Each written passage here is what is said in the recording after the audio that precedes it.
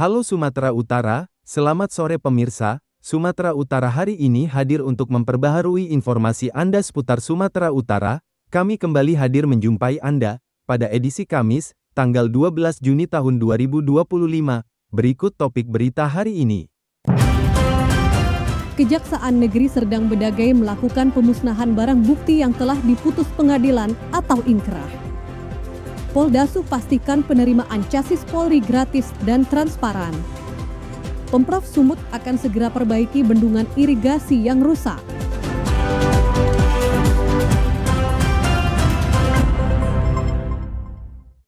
Polda Sumatera Utara memastikan penerimaan calon siswa Bintara Polri gratis dan transparan.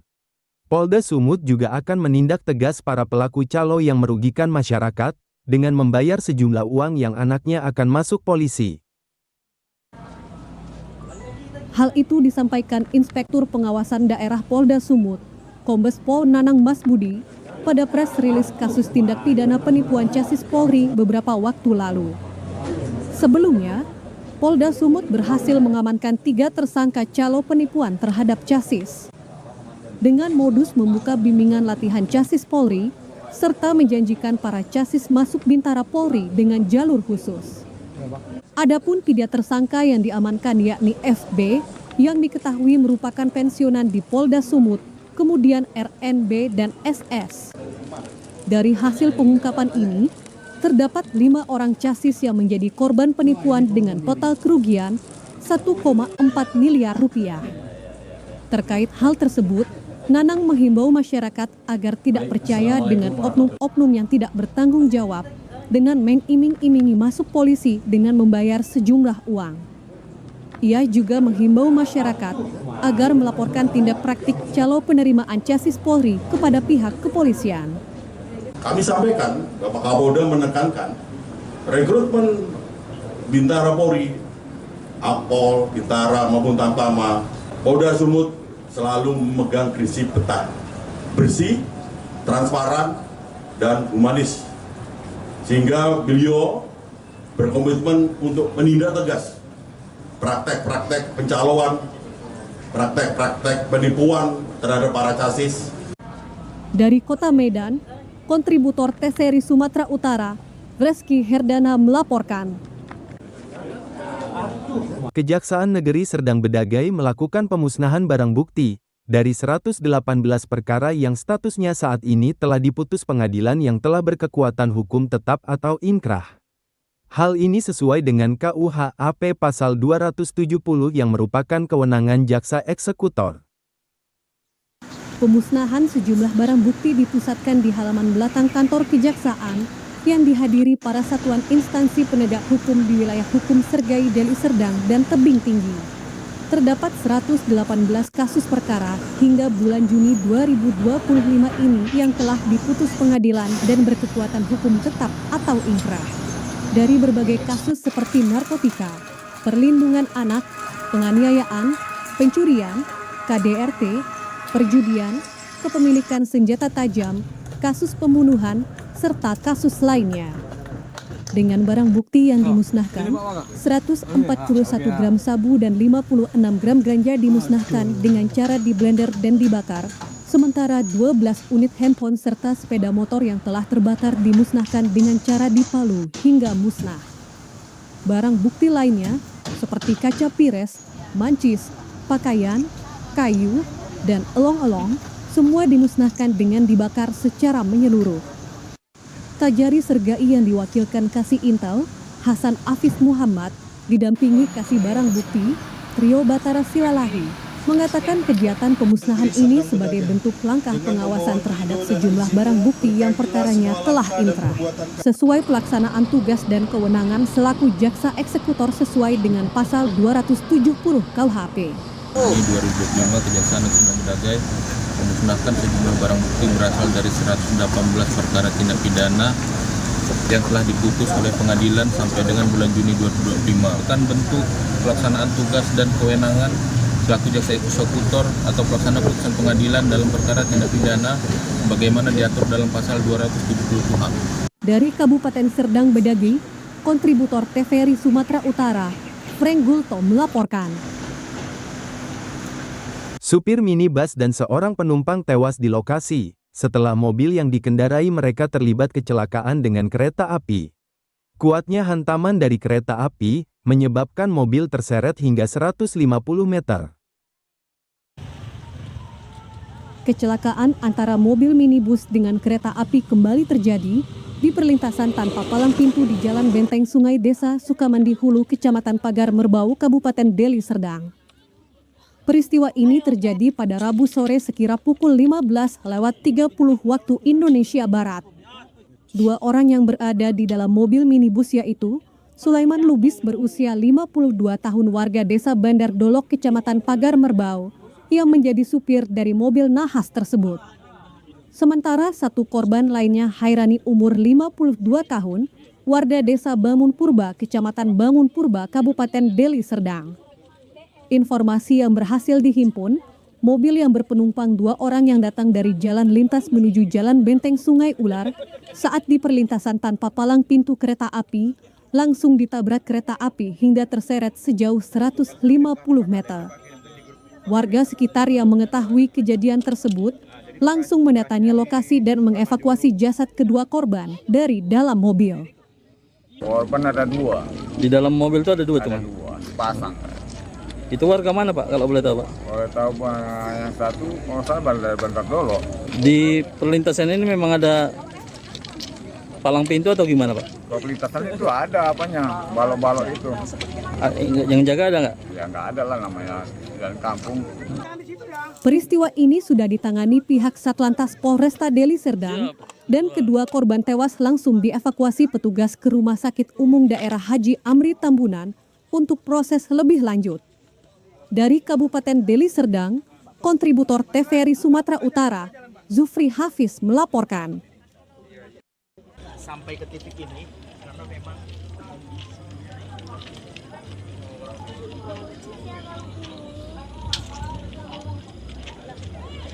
Lebih dari sebulan pasca kematian Rifin alias Acien, pemuda berusia 23 tahun, warga desa Kota Galuh Kecamatan Perbaungan Kabupaten Serdang Bedagai, masih menimbulkan misteri bagi keluarga.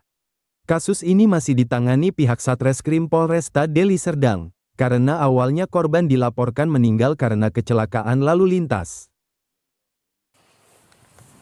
Inilah video amatir milik keluarga yang merekam saat korban dievakuasi dari dalam parit di sekitaran kebun sawit di daerah Desa Emplasmen Kuala Namu, Kecamatan Beringin, Kabupaten Deli Serdang pada Minggu lalu sekitar pukul 4 pagi. Pihak keluarga mendapat kabar kematian Rifin alias Acien dari bibinya, yang pada saat peristiwa tersebut terjadi ada bersama korban. Abang korban yang bernama Rudi Irawan menjelaskan, saat itu korban sedang dalam mobil bersama bibinya, yang akan diantar pulang ke rumah korban di Perbaungan. Pada saat di jalan, di daerah kebun sawit yang gelap, korban meminta turun karena akan buang air kecil. Pada saat turun dari mobil, korban langsung ditabrak kendaraan lainnya. Namun di tengah perjalanan, korban dikabarkan meninggal pada saat perjalanan seusai ditabrak kendaraan. Pihak keluarga mencurigai kematian korban tidak wajar, karena sebelumnya dilaporkan ke Satuan Lalu Lintas Polresta Deli Serdang atas dasar kecelakaan. Namun pihak Satlantas tidak menemukan unsur kecelakaan. Abang korban menganggap adiknya dibunuh, karena saat ditemukan mayat adiknya sudah dalam keadaan kaku, dan di bagian belakang kepala korban ditemukan bekas luka, seperti hantaman senjata tajam atau benda keras. kepolisian bagian Laka Lantas sudah menyatakan setelah dilakukan olah TKP dan dinyatakan ini bukan kecelakaan lalu lintas.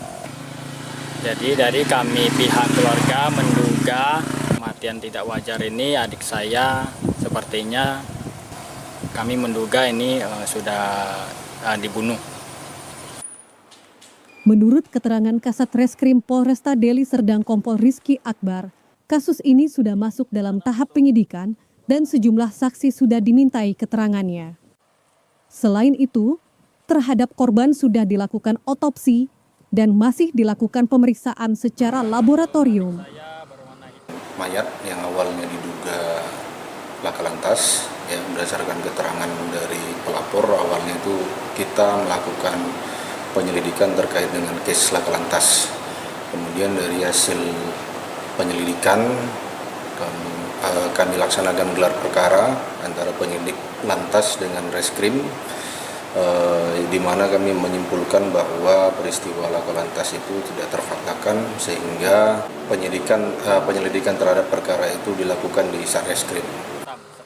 Pihak keluarga berharap pihak kepolisian dapat mengungkap kasus tersebut agar jelas almarhum Arifin meninggal disebabkan kecelakaan atau memang ada unsur lain. Dari Kabupaten Deli Serdang, kontributor TVRI Sumatera Utara, Zufri Hafiz melaporkan. Hujan deras disertai angin kencang yang melanda kota Binjai, menyebabkan tembok pembatas di halaman parkiran Mi Gacoan di Jalan Soekarno-Hatta, Kelurahan Tanah Tinggi, Kecamatan Binjai Timur, Kota Binjai, roboh dan menimpa 4 unit mobil milik pembeli kemarin. Sehari pasca kejadian, tampak puing-puing tembok yang roboh sudah dibersihkan dan mobil-mobil yang sempat tertimpa telah dievakuasi. Meski tidak menimbulkan korban jiwa, kerusakan pada kendaraan cukup signifikan. Beberapa petugas bangunan tengah bekerja untuk membangun tembok pembatas yang baru pasca roboh kemarin. Guna mengantisipasi kejadian serupa terulang kembali, kali ini temboknya akan dibangun memakai kerangka besi agar lebih kuat. Sebelumnya, peristiwa tersebut sempat viral di media sosial dengan membagikan video dan foto kejadian tersebut dengan caption mempertanyakan siapa yang bertanggung jawab atas insiden ini. Sementara itu, Kapolsek Binjai Timur AKP Bambang mengatakan antara pihak manajemen Mi Gacoan Binjai dan para pemilik kendaraan sudah melakukan mediasi. Dari hasil mediasi, pihak Mi Gacoan bersedia mengganti kerusakan mobil yang tertimpa tembok. AKP Bambang menyatakan polisi akan terus mengawal proses tersebut. Jika nanti terjadi ketidaksesuaian dari kesepakatan, maka korban dapat membuat laporan pengaduan resmi. Menurut warga setempat, Andi mengatakan, tembok pagar Mi Gacoan Binjai saat dibangun diduga tidak sesuai standar konstruksi yang memadai. Andi mencurigai pada saat tembok tersebut dibangun tanpa memasang rangka penguat seperti besi tiang dan ring balok. Ia menilai konstruksi tembok bangunan tersebut hanya menggunakan batako biasa, sehingga mudah ambruk. Pihak manajemen Mi Gacoan Binjai saat akan dikonfirmasi tidak bersedia memberikan keterangan, alasannya karena pimpinan mereka sedang ada urusan di Kota Medan. Dari Kota Binjai, kontributor TVRI Sumatera Utara, Endang Junaidi melaporkan. Seorang pria dilaporkan tenggelam setelah perahu yang ditumpangi bersama saudaranya terbalik, akibat hempasan angin kencang di perairan Danau Toba. Tepatnya di perairan Pulau Tao, Danau Toba, di Desa Cinta Damai Kecamatan Simanindo, Kabupaten Samosir. Pria yang dilaporkan tenggelam setelah perahu yang ditumpangi bersama saudaranya terbalik, ditemukan dalam kondisi meninggal dunia oleh tim SAR gabungan pada Rabu sore kemarin setelah dilakukan pencarian intensif selama 2 hari. Korban diketahui bernama Amran Malau, merupakan warga Kecamatan Simanindo, Kabupaten Samosir. Insiden terjadi pada Selasa siang sekitar pukul 14.50 WIB saat korban bersama seorang adiknya menaiki perahu kecil untuk mencari ikan. Di tengah perjalanan, perahu mereka dihantam angin kencang dan gelombang tinggi, menyebabkan perahu terbalik. Adik korban berhasil diselamatkan oleh warga yang melihat kejadian tersebut, namun korban tidak terlihat. Setelah menerima laporan kantor pencarian dan pertolongan, Basarnas Medan melalui Posar Danau Toba segera memberangkatkan tim penyelamat ke lokasi kejadian. Kepala Kantor Pencarian dan Pertolongan Kelas A Medan, Heri Marantika menyampaikan, setelah melakukan operasi SAR selama 2 hari, korban berhasil ditemukan pada Rabu sore, berjarak sekitar 3,9 km dari lokasi awal perahu terbalik, tepatnya di Pantai Ciara, Tigaras, Kabupaten Simalungun. Heri Marantika juga menekankan pentingnya keselamatan dalam beraktivitas di perairan terutama saat cuaca tidak bersahabat. Sementara itu, Koordinator Posar Danau Toba, Hisar Turnip menjelaskan, kondisi lapangan cukup menantang selama proses pencarian karena cuaca di sekitar lokasi kejadian berubah-ubah. Angin yang cukup kencang dan gelombang yang mengganggu visibilitas penyelam. Namun berkat kerjasama dan perawatan SAR yang memadai, korban akhirnya berhasil ditemukan. Jenazah korban telah dievakuasi dan diserahkan kepada pihak keluarga untuk dimakamkan. Operasi SAR resmi ditutup dan seluruh unsur dikembalikan ke satuan masing-masing. Dari Kabupaten Samosir, kontributor TVRI Sumatera Utara, Budi Hutagaul melaporkan.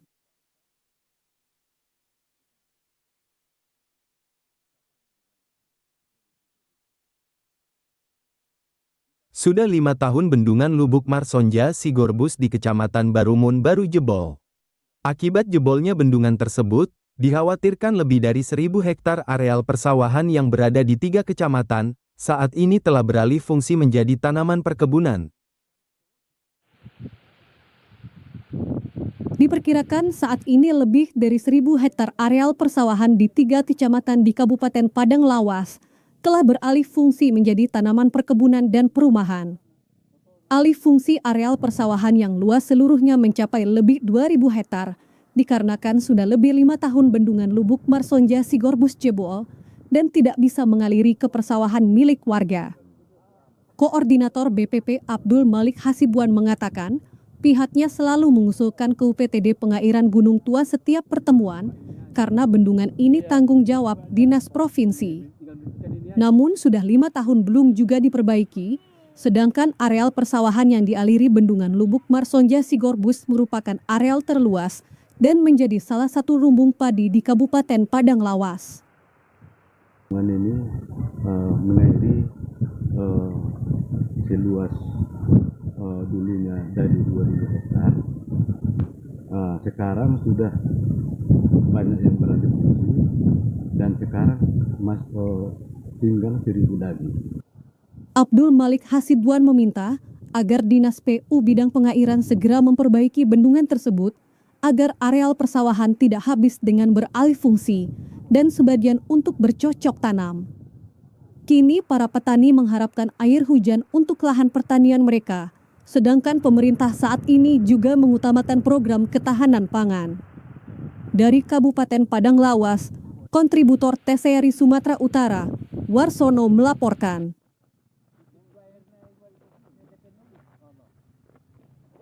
Pemirsa, kami akan segera kembali dengan sejumlah informasi lainnya, tetaplah bersama kami di Sumatera Utara hari ini.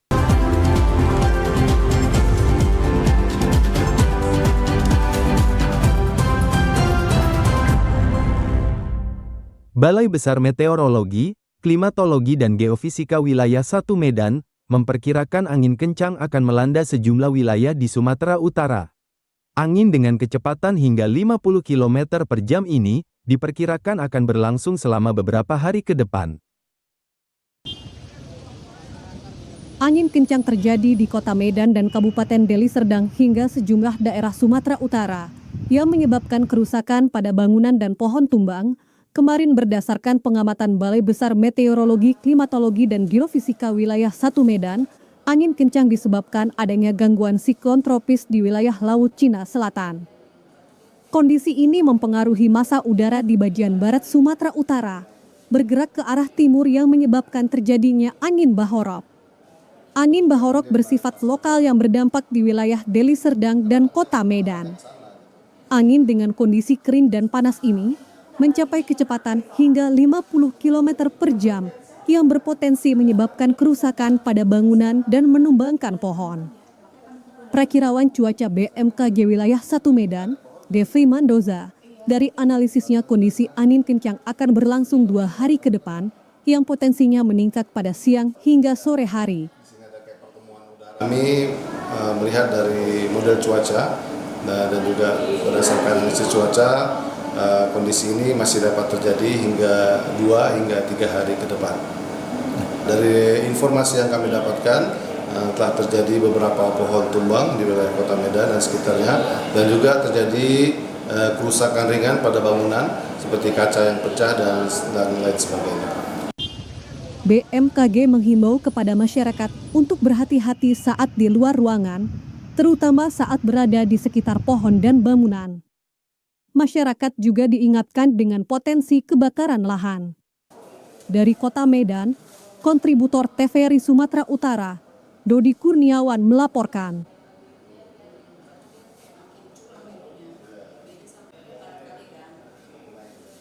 Pemerintah Provinsi Sumatera Utara akan segera memperbaiki bendungan irigasi rusak, yang mengakibatkan ribuan hektar lahan persawahan di Kabupaten Batubara mengalami kekeringan.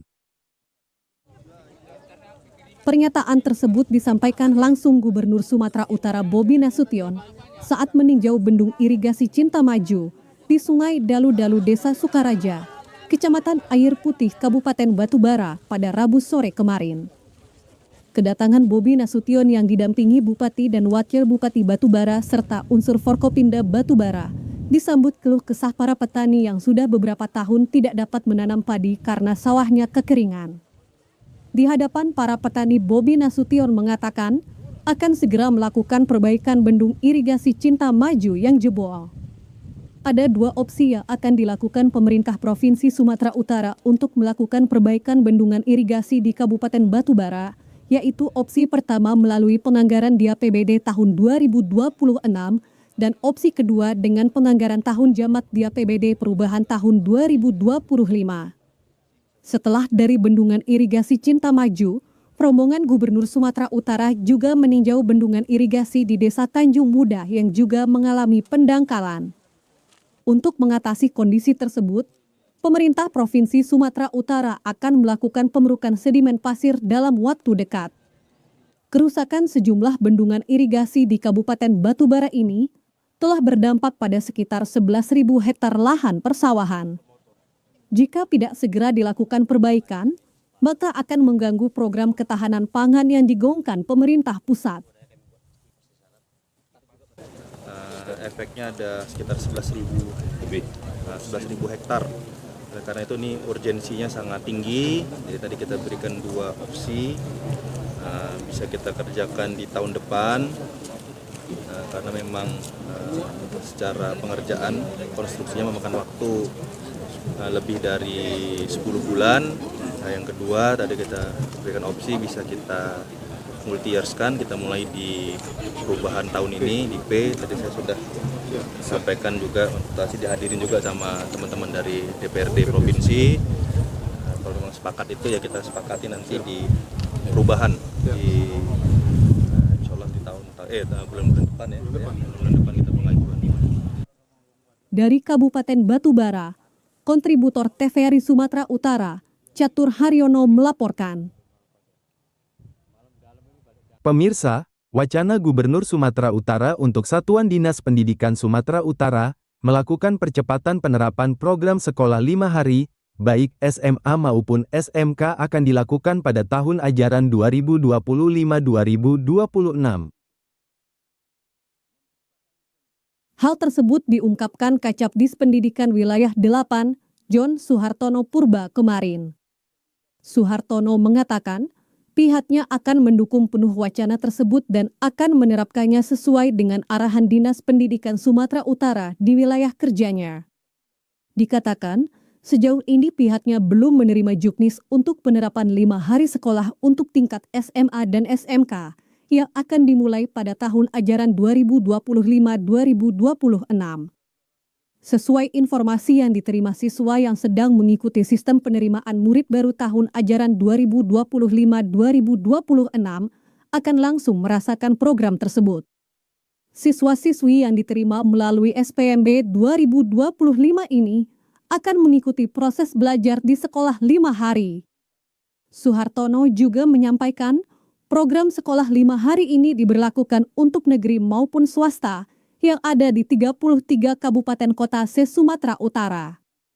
Menurut data Badan Pusat Statistik Provinsi Sumut pada 2024, jumlah murid SMA negeri dan swasta sebanyak 394.193 orang, dan murid SMK negeri dan swasta sebanyak 304.565 orang. Kalau jam mata pelajaran kita mengacu kepada kurikulum yang ditetapkan oleh Kementerian Pendidikan, dasar dan menengah, kita tetap mengacu. Jadi jam pelajarannya tidak ditambah. Mungkin jam efektif sekolah itu akan bertambah otomatis karena biasanya kan 6 hari. Jadi berkurang 1 hari, tentu yang 1 hari ini akan digeser ke Senin, Selasa, Rabu, Jumat sampai Jumat hari. Dari Kabupaten Toba, kontributor TVRI Sumatera Utara, Budi Hutagaul melaporkan. Ratusan masyarakat Desa Pir ADB Kecamatan Besitang Kabupaten Langkat, kemarin siang memilih pengurus Koperasi Merah Putih periode 2025 hingga 2030. Koperasi Merah Putih merupakan program pemerintah yang bertujuan untuk memperkuat perekonomian desa dan kelurahan yang dikelola oleh masyarakat setempat. Tidak hanya itu, Koperasi Merah Putih ini juga mendorong untuk memanfaatkan potensi lokal secara optimal, serta menyediakan berbagai layanan seperti sembako murah, simpan pinjam, logistik desa, serta usaha mikro kecil menengah. Dengan kehadiran Koperasi Merah Putih, diharapkan mampu meningkatkan kesejahteraan masyarakat desa dan kelurahan melalui usaha bersama serta memperkuat swasembada pangan dan pemerataan ekonomi. Prinsip pengelolaan koperasi adalah dengan mengedepankan gotong royong secara kekeluargaan dan partisipasi bersama demi kesejahteraan masyarakat. Demi menindaklanjuti program mulia tersebut, ratusan masyarakat Desa Pir ADB Kecamatan Besitang Kabupaten Langkat memilih kepengurusan yang nantinya mampu menampung aspirasi masyarakat. Pemilihan kepengurusan koperasi ini tidak ubahnya seperti pemilihan kepala daerah dengan melakukan pencoblosan calon di bilik suara. Ratusan anggota koperasi tidak mau ketinggalan mengikuti jalannya pemilihan pengurus demi kesejahteraan bersama. Warga yang berada di Desa Pir ADB Kecamatan Besitang ini pada umumnya merupakan petani yang sangat membutuhkan berbagai subsidi di bidang pertanian seperti pasokan bibit dan pupuk. Untuk itu, keberadaan dan peran dari koperasi desa sangat dibutuhkan oleh masyarakat yang menggantungkan hidup dari dunia pertanian. Tugas dan fungsi koperasi ini nantinya diharapkan mampu memfasilitasi masyarakat desa dalam usaha pertanian. Pengurus Koperasi Rusli mengatakan, keberadaan koperasi desa diharapkan mampu mensejahterakan seluruh warga desa, khususnya para anggota koperasi. Untuk itu, para pengurus terpilih nantinya harus amanah.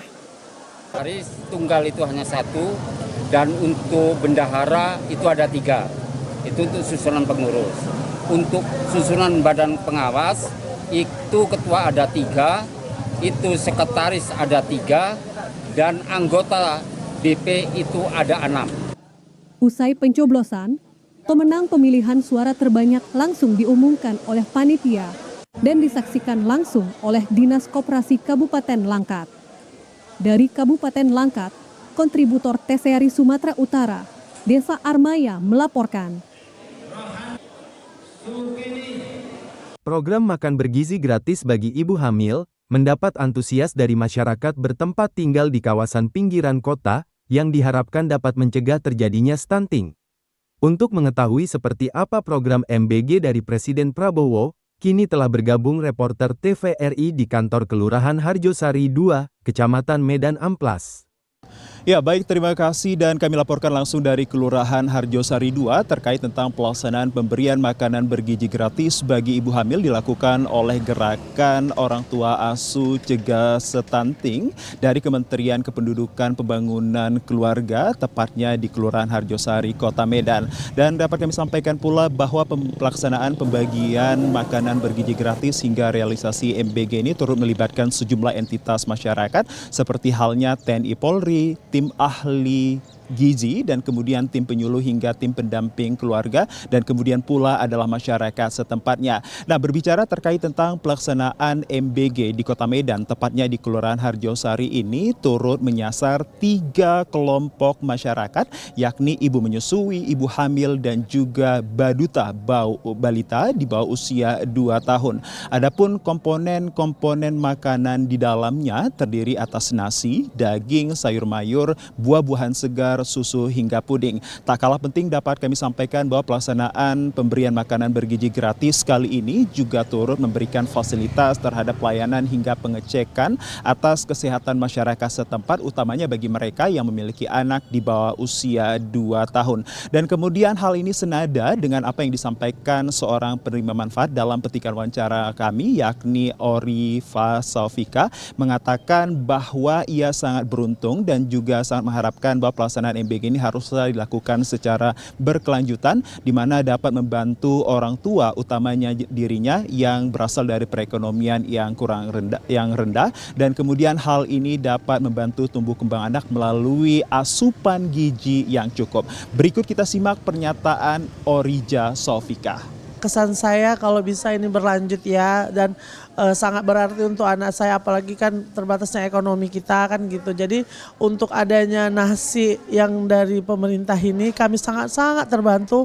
Kalau bisa jenjang panjang, jangan sampai di sini saja gitu. Kalau bisa ke anak saya kan Baduta ya, kalau bisa nanti sampai anak saya sekolah gitu. Jadi berjenjang terus gitu, karena sangat-sangat membantu kami yang ekonominya menengah ke bawah seperti itu. Ya, sementara itu dapat kami sampaikan bahwa pelaksanaan kegiatan makanan bergizi gratis ini adalah tujuannya untuk dapat mewujudkan realisasi generasi emas 2045, di mana hal ini merupakan bagian dari asta cita Presiden Prabowo Subianto, yakni memperkuat pembangunan sumber daya manusia di Indonesia. Demikian yang dapat kami laporkan dari Kelurahan Harjosari 2, Kota Medan. Kita kembali ke studio.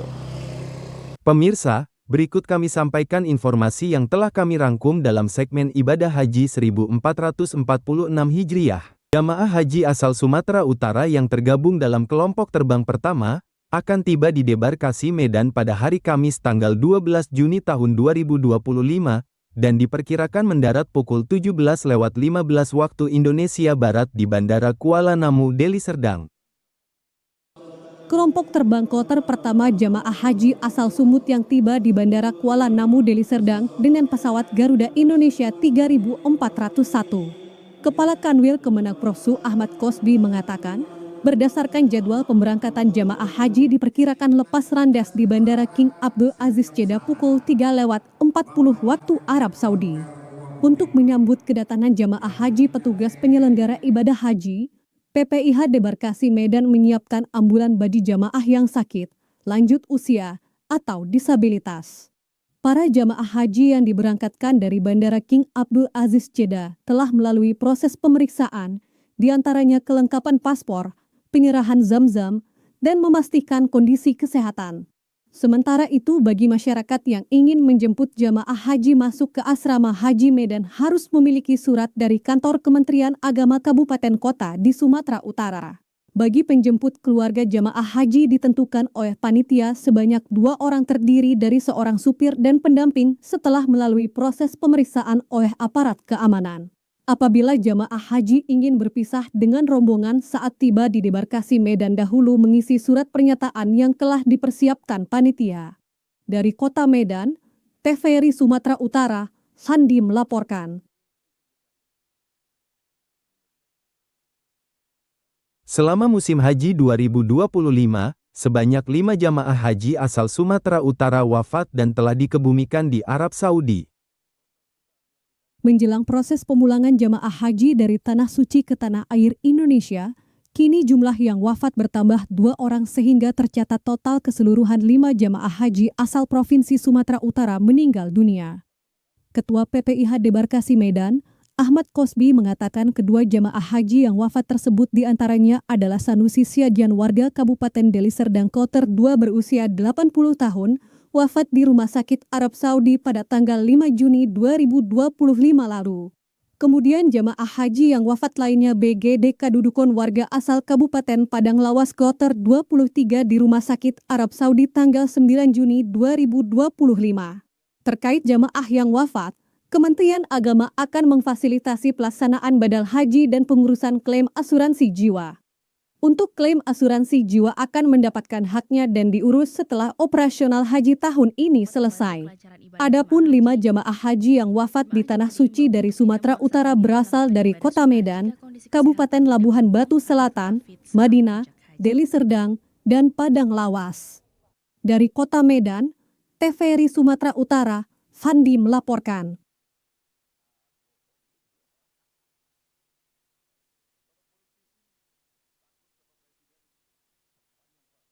Pemirsa, kami akan segera kembali dengan sejumlah informasi lainnya.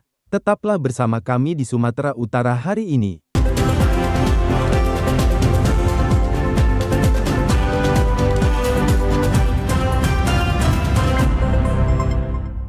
Kepengurusan baru Komite Olahraga Nasional Indonesia Sumatera Utara, periode 2025-2029, resmi dilantik di Regale International Convention Center, Jalan Adam Malik, Kota Medan. Kepengurusan baru KONI Sumut yang langsung dilantik oleh Ketua Umum KONI Pusat ini pun berkomitmen untuk menjaga semangat juara Sumut sebagai provinsi olahraga. Setelah berhasil masuk dalam 4 besar perolehan medali terbanyak pada ajang Pekan Olahraga Nasional ke-21 Aceh Sumut pada 2024 lalu, Provinsi Sumatera Utara kian bertekad untuk menjadikan provinsi tersebut sebagai lumbung bibit atlet nasional. Hal ini kian ditekankan setelah kepengurusan KONI Sumut periode 2025-2029 secara resmi dilantik dan mulai bekerja. Kepengurusan KONI Sumut disebut akan berfokus pada pembinaan para atlet, terutama para atlet yang masih berusia muda, guna mempersiapkannya sebagai bibit unggulan yang dapat mengharumkan nama kontingen Sumut di ajang tingkat nasional dan Indonesia di tingkat internasional.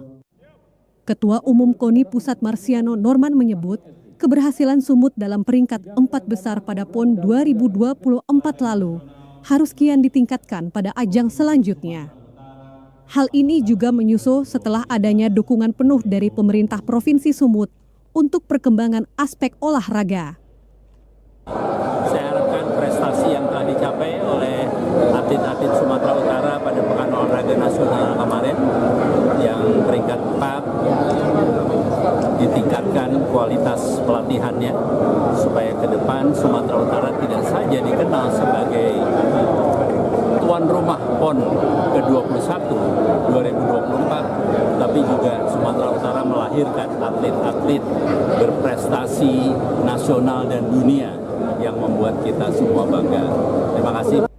Selain berfokus pada pembinaan atlet usia muda, KONI Sumut periode ini juga disebut akan banyak menggelar kejuaraan beberapa cabang olahraga guna menjadi tolak ukur penilaian perkembangan para atlet di lintas cabur. Dari Kota Medan, kontributor TVRI Sumatera Utara, Agung Harahap melaporkan. Berikut informasi perakiraan cuaca di sejumlah daerah di Sumatera Utara dari Badan Meteorologi, Klimatologi dan Geofisika Wilayah 1 Medan, berlaku pada hari Jumat, tanggal 13 Juni tahun 2025.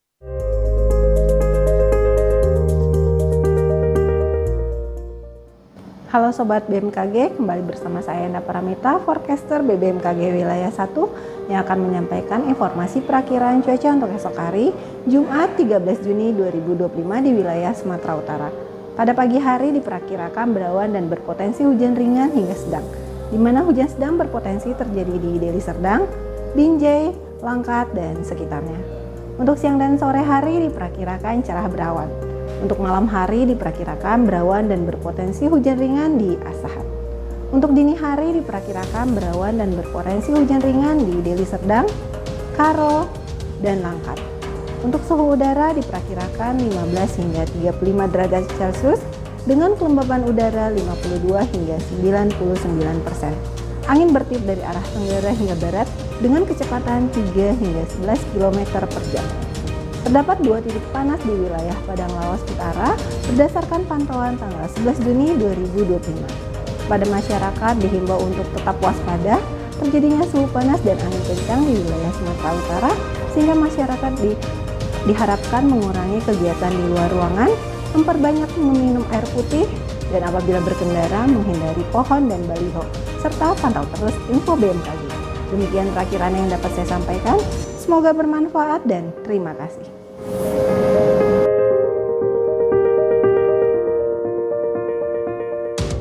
Pemirsa, demikian Sumatera Utara hari ini. Seluruh kerabat kerja yang bertugas mengucapkan terima kasih atas perhatian Anda. TVRI, Media Pemersatu Bangsa, selamat sore dan sampai jumpa.